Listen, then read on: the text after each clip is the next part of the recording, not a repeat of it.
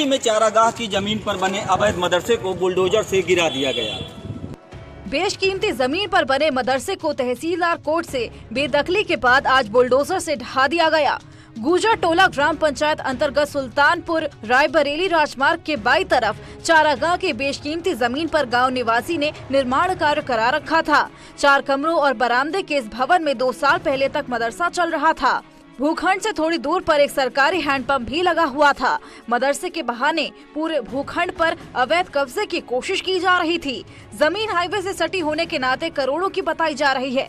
मामले में लेखपाल की रिपोर्ट पर तहसीलदार कोर्ट में बेदखली की कार्रवाई चल रही थी, जिसमें आदेश करते हुए तहसीलदार कोर्ट से बेदखली का आदेश जारी किया गया। एटा में एसपी के जिला उपाध्यक्ष सुनील यादव पर बड़ी कार्रवाई हुई। बिना नक्शा पास कराए बनाए गए एसपी नेता के दफ्तर पर बुलडोजर चल गया। एटा में समाजवादी पार्टी के जिला उपाध्यक्ष और नगर पालिका के सभासद सुनील यादव के दफ्तर पर बाबा का बुलडोजर गरजा। इनके कार्यालय के पास बनी 6 दुकानें भी ध्वस्त की गई। आरोप के मुताबिक बिना नक्शा पास कराए निर्माण किया गया था। पीड़ित एसपी नेता सुनील यादव ने जिला प्रशासन पर चुनाव में दबाव बनाने के लिए कार्रवाई करने का आरोप लगाया। उनका कहना है कि उनकी पुश्तैनी जगह है और 50 साल पहले ये निर्माण हुआ था। रूप से यहाँ जो निर्माण हुआ है वो अवैध रूप से निर्मित है और इसमें जो है जो परमिशन नक्शा पास नहीं कराया गया है और इनका विनिमय क्षेत्र में मुकदमा भी चलता रहा और जो पर्याप्त समय दिया गया 2-3 महीने से मुकदमा चल रहा था, पूरा समय दिया गया और सारे कुछ समय देने के पश्चात कार्रवाई हुई है, क्योंकि इनके द्वारा कोई उस तरह से नहीं दिया गया और जो प्रभारी अधिकारी विनिमय क्षेत्र हैं उनके द्वारा आदेश पूरा पारित किया गया है। विरोध पारित होने के उपरांत कार्रवाई की जा रही है। बहुचर्चित बसपा प्रत्याशी कलामुद्दीन हत्याकांड मामले में आजमगढ़ पुलिस ने बड़ी कार्रवाई करते हुए हत्या में शामिल 2 अभियुक्तों की संपत्ति को कुर्क कर लिया है। आजमगढ़ में हत्या आरोपियों के खिलाफ बड़ी कार्रवाई की। बीएसपी नेता कलामुद्दीन हत्याकांड में फरार चल रहे 2 आरोपियों के खिलाफ कुर्की की कार्रवाई की गई। कुर्क की गई संपत्तियों की कीमत लाखों में बताई जा रही है। उनके विरुद्ध कोर्ट से आदेश प्राप्त कर 83 CRPC कुर्की की कार्रवाई की गई है, जिसमें लाखों की प्रॉपर्टी पुलिस के द्वारा जब्त की गई है। इन दोनों अपराधियों की धरपकड़ के लिए 2 पुलिस टीमें गठित की गई हैं। आगे भी इनकी तलाश जारी रहेगी और जब भी इनकी गिरफ्तारी होती है तो कठोर कार्रवाई इनके विरुद्ध की जाएगी। फरवरी 2021 में बीएसपी के नेता कलामुद्दीन की चुनावी रंजिश को लेकर गोली मारकर हत्या कर दी गई थी। इस घटना में पुलिस ने आरोपियों को गिरफ्तार कर लिया, लेकिन 3 आरोपी फरार हो गए थे। जांच में पता चला कि हत्याकांड की साजिश दुबई में रची गई थी। घटना में शामिल 3 आरोपियों को पुलिस आज तक गिरफ्तार नहीं कर सकी। वहीं हाल ही में इस हत्याकांड में अब माफिया मुख्तार अंसारी का कनेक्शन भी सामने आया है। ज्ञानवापी श्रृंगार गौरी मामले में वाराणसी के जिला जज ने आज एक बड़ा फैसला सुनाया है, जिसके तहत जिला जज ने मुस्लिम पक्ष के दावे को दरकिनार कर श्रृंगार गौरी मामले पर आगे भी सुनवाई करने का फैसला किया है। कोर्ट अब इस मामले की 22 सितंबर को अगली सुनवाई करेगी।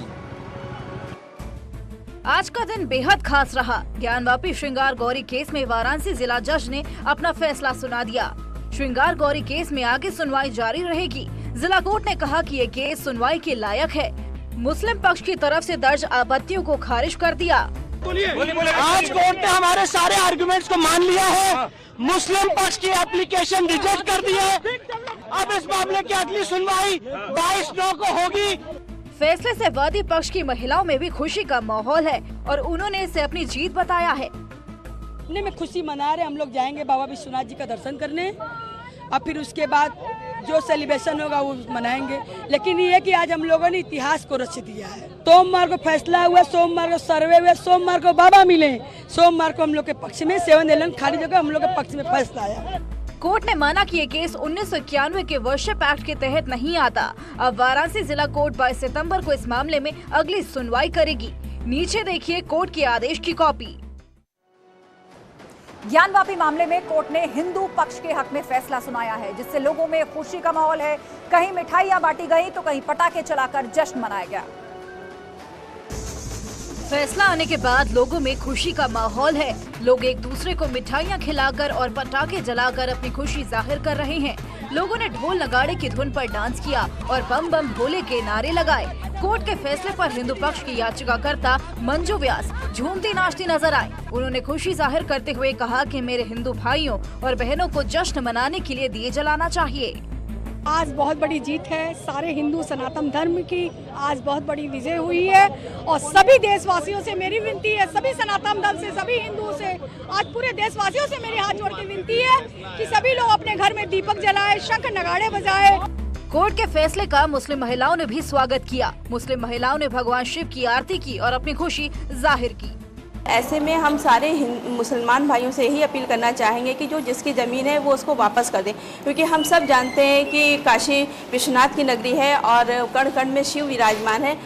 उत्तरकाशी के यमुनोत्री राष्ट्रीय राजमार्ग पर भूस्खलन के चलते जो मार्ग है आधे घंटे बंद रहा। उत्तराखंड के उत्तरकाशी के यमुनोत्री राष्ट्रीय राजमार्ग से भूस्खलन की बहुत ही डरावने वाली तस्वीरें सामने आई। तस्वीरों में आप देख सकते हैं पहाड़ी से बड़े बड़े बोल्डर तेजी से नीचे की ओर गिरते हुए दिखाई दे रहे हैं।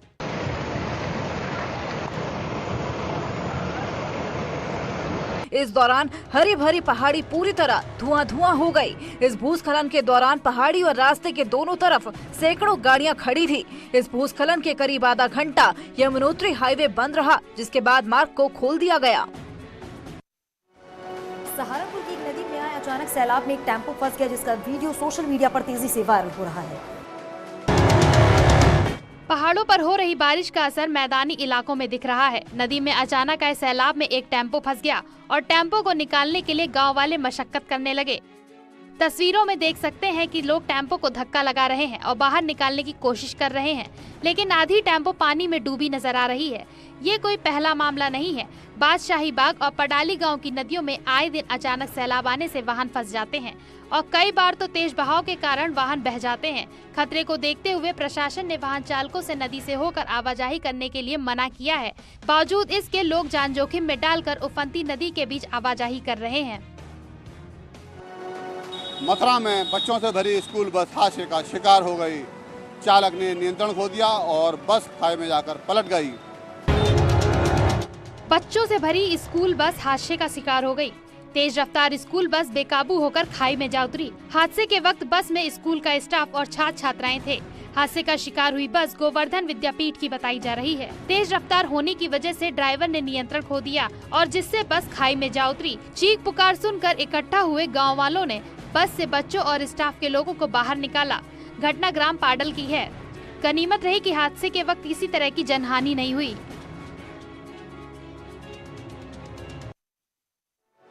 2025 में लगने वाले महाकुंभ की तैयारियों को लेकर डिप्टी सीएम केशव प्रसाद मौर्य ने अहम बैठक की।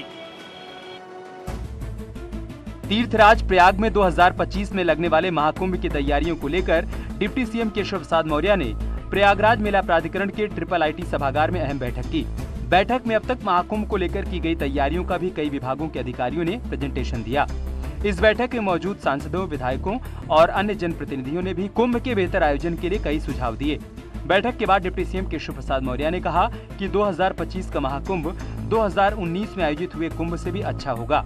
उन्होंने कहा कि कुंभ का आयोजन विश्व का सबसे बड़ा धार्मिक आयोजन होता है कि 2025 का जो कुंभ मेला है, जो विश्व का सबसे बड़ा मेला वैसे भी है, वह 2019 से भी ज़्यादा अच्छा होगा और मुझे पूरा विश्वास है कि 2025 का कुंभ मतलब आने वाले पीढ़ियों के लिए 2019 तो अपने आप में पूरे विश्व में आज भी एक बहुत अच्छी चर्चा का विषय बना हुआ है, लेकिन 25 का जो हमारा कुंभ होगा वह उससे भी और अच्छा होगा और व्यवस्थित होगा।